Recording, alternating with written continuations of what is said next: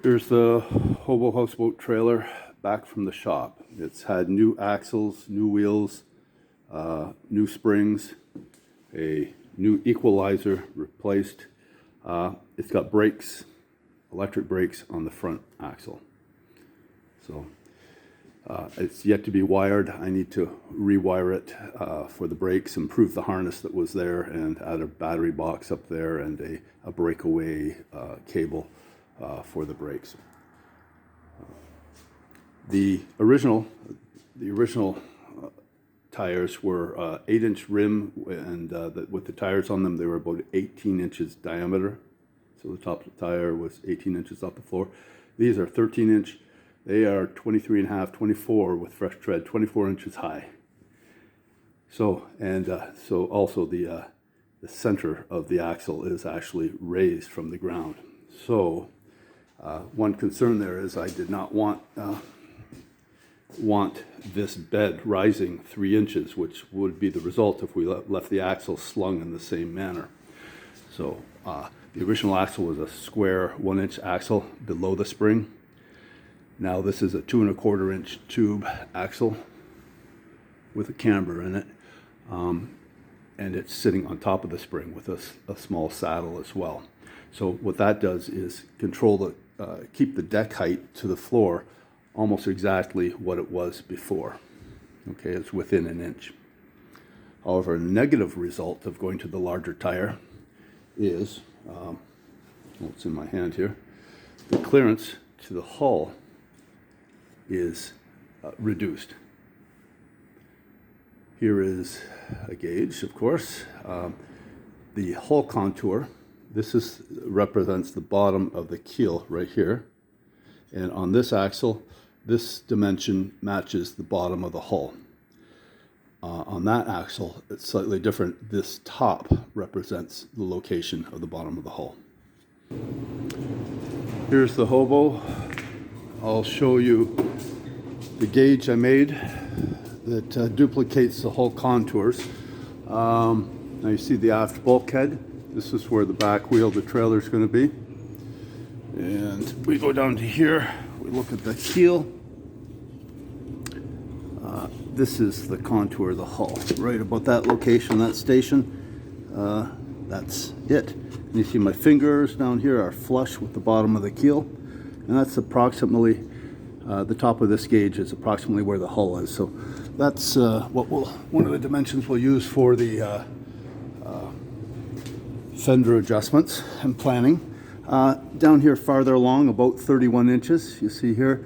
However, under my finger here, actually the keel is shallower by 3/4 of an inch. So this surface here is actually down farther relative to the keel. So when this is sitting on the boat, this fender, it's a little tighter clearance here for the fender. So we're going to use this gauge for planning fender position.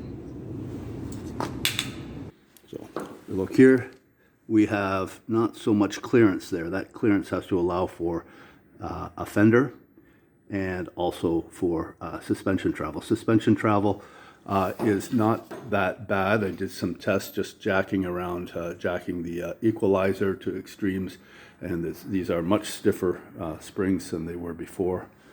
I think I'm told they're 1,600-pound springs, but I still need a little more clearance. Just a quick note, the reason we're at 13-inch tires, that wasn't the original plan. The original plan, I'd been thinking, well, go from 8-inch rims to 10-inch rims, but in which case you don't have good brake selections and they're not very good brakes. So it was recommended to go with 12-inch rims, and I've got 12-inch tires and rims. They're still kind of skinny looking and frail looking, but hey, that's you could get brakes. You should be able to get brakes to fit them. Unfortunately, the brakes that we had just had slight interference, and so between Rob and myself, Rob Young and myself, we just said, okay, yeah, we can make it fit. So 13-inch wheels, and this is really a road trailer now with decent width. You got a good footprint, and these are heavier capacity. They'll run better, but this is much safer and much preferable. We'll head to Florida this spring with it. That's 800 miles plus, so I want something good and reliable and good for the highway. So that's just a note about how we ended up with 13-inch rims and tires, and that's actually the best solution. So we're going to make the modifications necessary to make it work, to get a fender in there. And the way to do that is install a 1.5-inch pressure treated 2x8 or 2x6. In effect, we will gain right here an 1.5 inches of clearance. That will raise up the boat for launching purposes 1.5 inches higher than it is.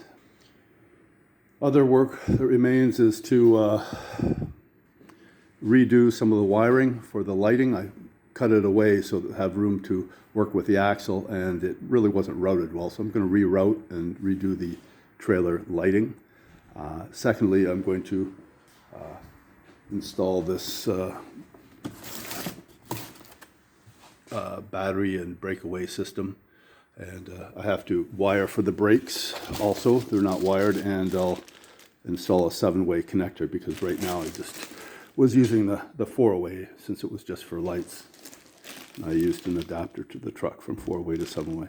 So I got the trailer wired up yesterday, so we've got the 7-way connector, and it's to the lights harness, which I revised a little bit, and it's just some 14 gauge wire that goes back to here, and from there we branch off into 16 gauge wire. It's basically extension cord material off to each individual brake, and the wiring's been updated a bit. This is the battery box for the breakaway system, and the breakaway switch is angled a little bit so it'll go out and be in line somewhat with the bumper attachment. So that's complete. The battery's being charged right now. It appears to be a lithium battery based on the voltages it expects. It's in the 13s that it expects to operate around 13.5. So I think it's a lithium battery. Isn't distinctly marked, but this is a Hopkins kit. The next thing after that is actual trailer fender installation. I've got to make a decision on what I'm going to do about the fender itself. This is the original fender that fit well and worked well with 8-inch wheels, 8-inch rims and tires. I think the total height of the tire was 18 inches, but we're going from something that's 18 inches diameter to a 13-inch wheel with an almost 24-inch diameter tire. This is just a 2x4 with some 2x8 rather with some mud flaps attached, but it is too thick for clearance here to the new size tire, so this option is not feasible. However, my next thought was, wow, for an economical fender, which I have used before on another small utility trailer, I could just cut this at the appropriate height there from the flange or from the base, cut it there, then cut it here, and that yields me 2 fenders. I get another barrel, I get another 2 fenders, and that's great. This is skirt here would give stiffness. It would be extra splash protection from the side to the inside of the trailer and gives me more solid mounting. Unfortunately, when I check this diameter is not quite right. It's about 23 inches. So the tire itself is about 24, and I would need clearance. So this option is dead. One other option is to just cut strips, just cut rings, and then cut them and use the lengths. So I could cut, 12-inch wide, 10-inch wide, whatever I want. And I would have split them, and I could just shape them to the radius I want. In which case I have to make sure I have some kind of support structure or use the attachment points to help them hold their shape. And that's what I may do or could do. The other alternative is for about 254 Canadian, I can get a tandem steel fender. I have to rig up the mounting, I have to paint it. It would be 61 inches in length, and I need 55 inches plus clearance.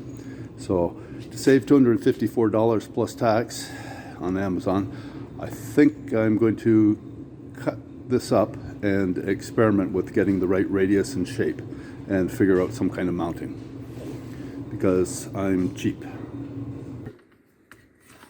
I'm thinking about making these tandem fenders out of the ABS barrel. Our fenders, do you recall the plastic barrel? There's the top I cut off, and there's the bottom, and the middle I cut two symmetrical rings, and there are two, and here are two here. Now, the barrel wasn't quite the right diameter, but guess what? Now that it's sprung like this, it stretches easily. So what I'll be doing, oops, is welding up some brackets. I'll just make angle bracket to bolt to the frame, and a cross piece here. I'll have it probably go on the outside, piece of angle iron on the outside in two places to support and hang this fender. So one across there, one across there. So I've got the four wheels, the other guys over there will get the same treatment. Here are the fenders all cut and pre-drilled to fit the brackets. Everything is all set.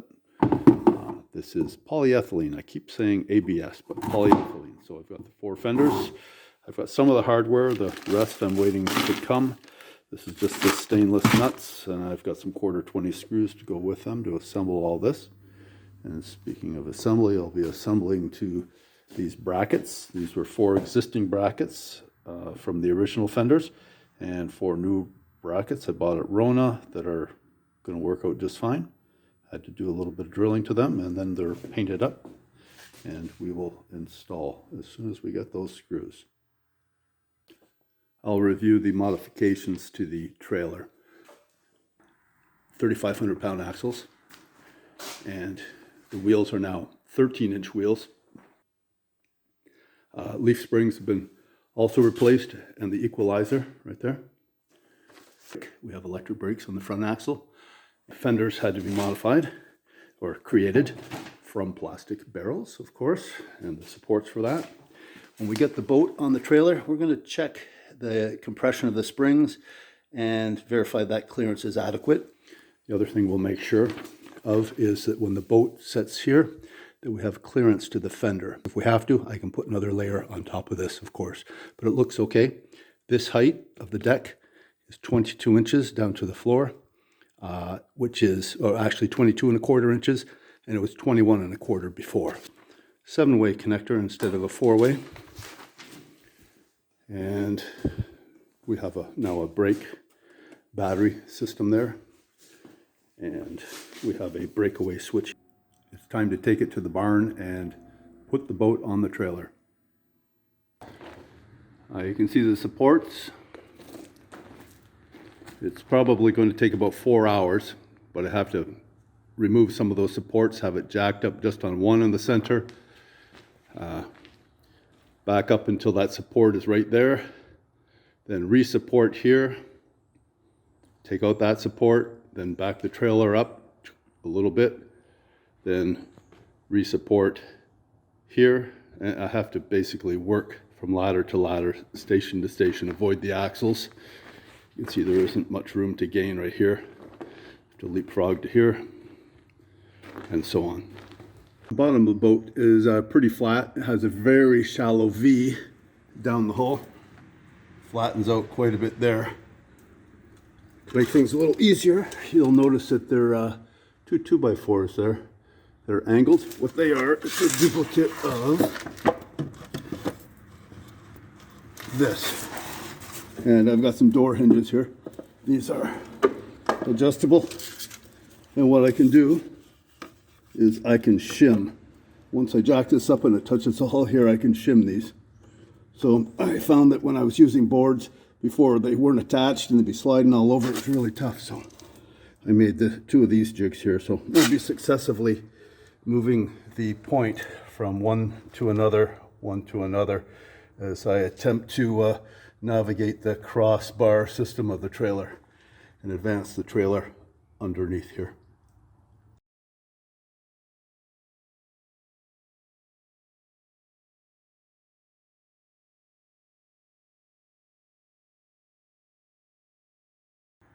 The boat's finally on the trailer. Everything sits good. I got it centered, and it took me a little bit of time, a few hours, about 3 hours. Went better this time. Clearance. Here's the 3 fingers clearance from the fender to the hull, and about 2 fingers clearance there. The only time that this will ever contact this is when loading. If it just laterally hits it, I will be right inside these brackets here. I'll be putting back some poles that help you center it. Clearance to the tire. Okay, we got about not quite 4 fingers. The same here, about 3.5 fingers. So the springs are flattened out a bit. The height dropped from 23 inches to 21 inches. So the springs are 2 inches into compression, roughly 21.25 inch height, I guess. So almost 2 inches in compression. So there's that much for wheel travel if it does hit. At least it's polyethylene. It's a little slippery and it may distort.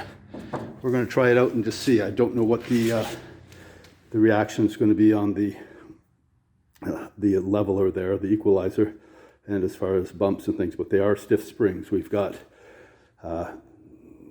springs 1750, 1750, and 1750, 1750. The whole boat is only less than half of what the spring capacity is, so it's fairly stiff. Okay, I'm pleased with this. Now I can start concentrating on our trip to Florida in a month and a half.